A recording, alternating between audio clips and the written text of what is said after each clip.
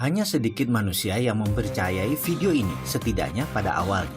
Berani bertaruh, video ini menjawab banyak pertanyaan penting dalam sejarah umat manusia dalam mencari kemakmuran. Untuk sebagian orang, jawaban tersebut akan sangat menggetarkan. Bahkan, tidak ada mirip-miripnya dengan pengetahuan yang telah ada atau yang biasa Anda dengar sebelumnya. Video ini akan mengubah pandangan dan pemahaman Anda yang selama ini Anda dapatkan tentang materi dan kemakmuran. Saat ini, banyak dari kita yang sedang mengalami krisis kemakmuran, krisis kepercayaan, dan tertekan masalah ekonomi. Namun, jika dirunut lebih dalam lagi, semua itu terjadi karena pemahaman akan materialisme yang selama ini dipegang umat manusia bertolak belakang satu dengan yang lainnya. Tapi sesungguhnya, bisakah krisis keuangan dan kesulitan ekonomi itu dihentikan? Saya tahu bahwa Anda juga tahu bahwa jawabannya adalah bisa. Yang menjadi pertanyaan adalah apakah Anda tahu apa yang sebenarnya Anda inginkan? Tontonlah video ini lebih dari sekali. Saya juga mengajak Anda menonton dari awal hingga akhir. Kemudian mengulangnya per bagian. Kemudian buatlah catatan-catatan kecil di beberapa bagian. Ujilah, kebenaran yang sejati adalah kebenaran yang teruji, bukan? Saksikan video ini dengan santai, kemudian ulangi lagi. Anggap saya ada di samping Anda sebagai sahabat yang menemani Anda dan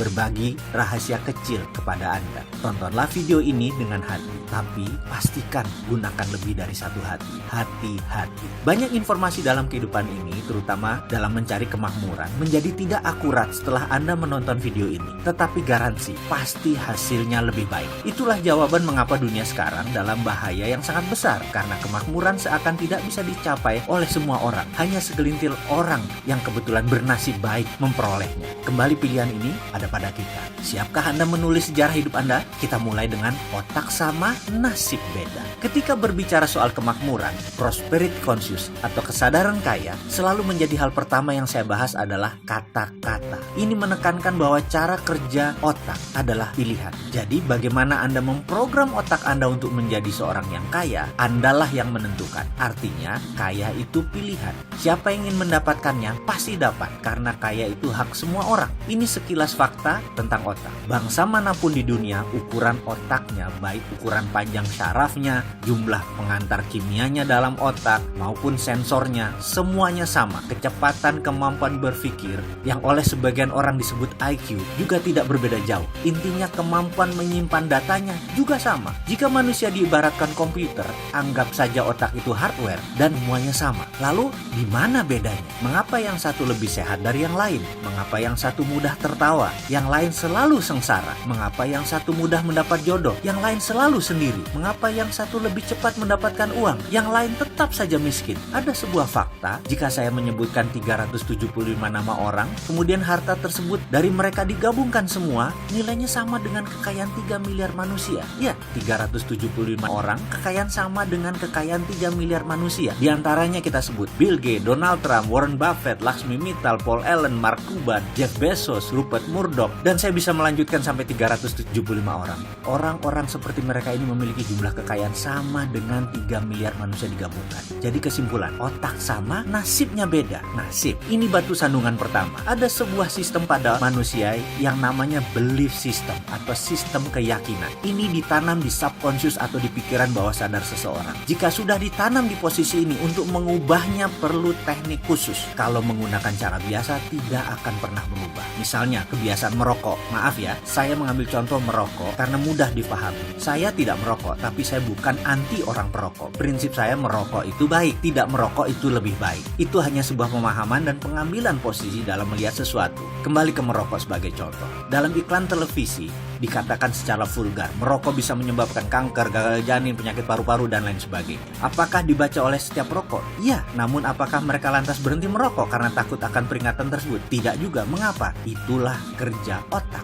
Otak conscious yang menguasai informasi pengetahuan hanya menguasai 12% dari sebuah tindakan. Subconscious, bawah sadarnya 88%. Informasi tadi hanya menempel di conscious, tidak menjadi gerak karena dalam database otak, subconscious menyatakan merokok itu nikmat. Jadi, itulah yang terus dilakukan olehnya, merokok.